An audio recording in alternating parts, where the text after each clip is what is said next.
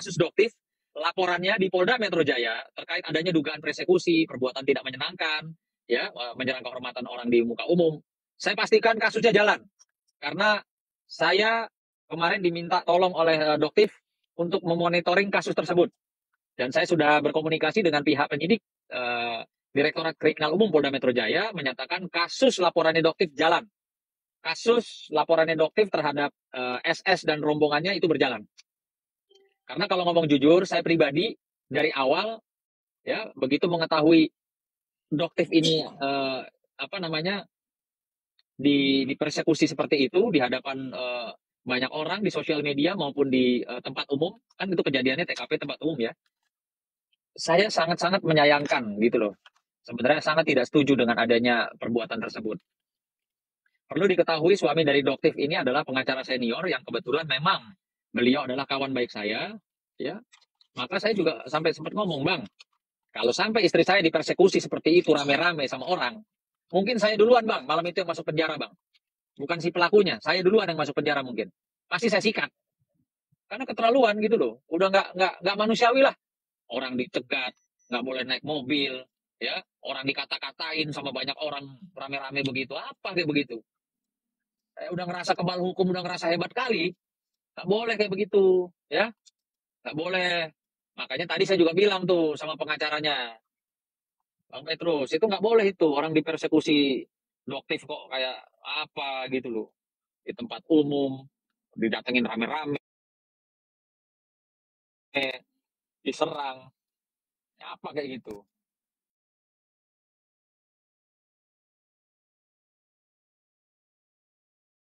Ya, jadi saya pastikan nih teman-teman ya, saya akan kawal terus juga kasusnya Doktif yang melaporkan sebagai korban persekusi, penyerangan ya di muka umum,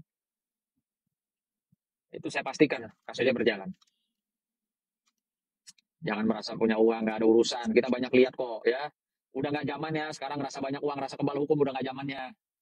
Banyak tuh di berita-berita kan, di rumahnya ditemukan emas berkilo-kilogram, duit ratusan ribu dolar. Ketangkep aja kalau salah. Ya, jadi nggak ada. Justru saya malah ketawa kalau ada orang yang merasa agak kaya sedikit terus, wah kasarnya seruduk kanan, seruduk kiri itu nggak mikir-mikir bahwa ada hukum gitu loh.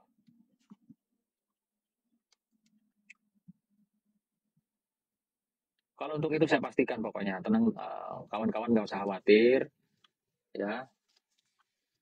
Nah, gitu juga tuh siapa pengacara pengacara yang mencoba membangun opini publik, menggiring-giring opini, mendikte penyidik harus ada tersangka lainnya, klien saya harus dijadikan tersangka, klien saya diduga sindikat. Emang dia siapa? Nuduh-nuduh orang sindikat. Hah? Emang klien saya pernah dihukum sebagai sindikat satu organisasi kejahatan. Hati-hati kalau bicara. Anda juga pengacara itu harusnya memberikan edukasi hukum sama kliennya. Kasih tahu sama kliennya, Bu, ibu ini merekam-rekam diam-diam tanpa izin, ya kan? Itu ada pasal pidananya Undang-Undang ITE, Bu. Ancaman hukumannya 10 tahun. Dendanya 800 juta. Gitu dong kalau pengacara. Jangan cuma ngoceh-ngoceh aja bilang, ini harus ada tersangka lagi. Selain NM dan Mail. Ini sindikat. Sindikat mana? Hah? Sindikat mana? Jangan asal bunyi lah. Itu loh. Basement aja.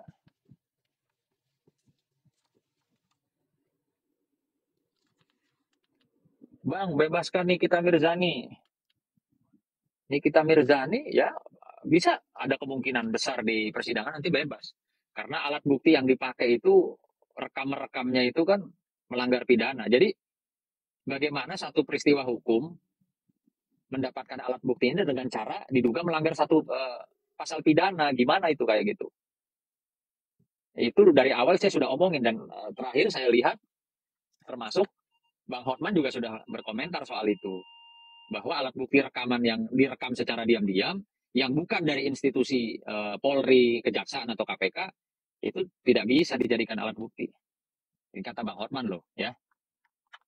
Sebelumnya juga gue udah kasih tahu bahwa ini bisa dilaporin pidana. Karena jelas ada pasalnya tuh di pasal 31 Undang-Undang ITE. ya, nomor 19 garis miring 2016. Jelas itu undang-undangnya. Ancaman hukumannya bagi pelaku yang merekam diam-diam itu 10 tahun dan dendanya 800 juta gitu.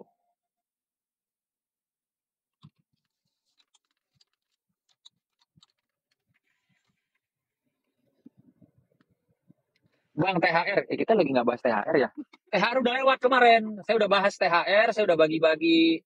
Ada berapa kemarin ya? Banyak lah pokoknya saya udah bagi-bagi THR kemarin. Jadi hari ini lagi tidak bahas THR. Gitu. Udah ditutup topiknya ya. Ya udah selesai. THR-nya udah habis.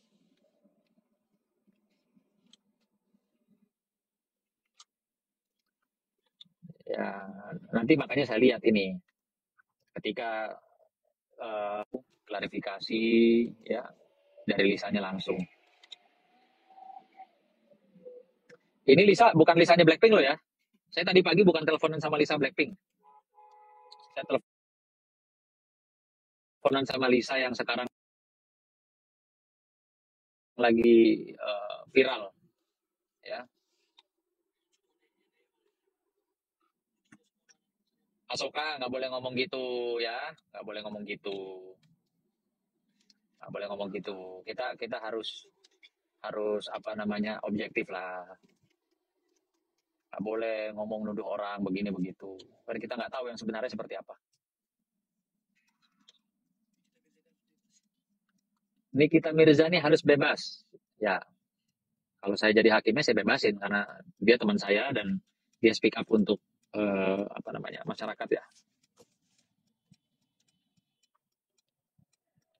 Bang, kalau ada kemungkinan benar, apa anak biologis punya hak sampai ke hak waris?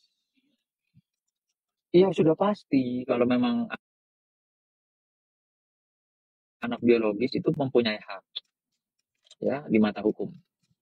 Tapi kalau anak angkat ya itu diatur lagi dalam dalam satu kesepakatan perjanjian. Marcela, apa nih Marcela?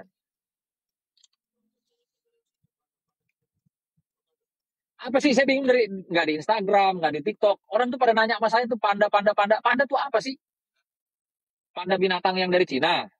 Atau Kung Fu Panda yang film kartun terkenal itu? Atau apa? Saya tuh nggak ngerti. Orang pada bilang, Bang Sunan, itu panda begini, panda begini, panda apa?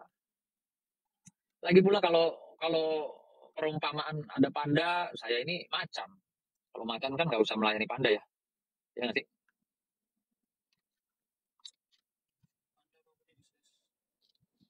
Saya nggak tahu itu siapa ya. Saya nggak tahu dia siapa sih. Emang ada di dunia ini apa? Di dunia maya ada panda-panda apa gitu loh. Saya sih nggak kenal. Main saya kurang jauh atau kuota saya habis kali ya buat ngeliat-ngeliat yang gitu-gitu. Nggak bermanfaat.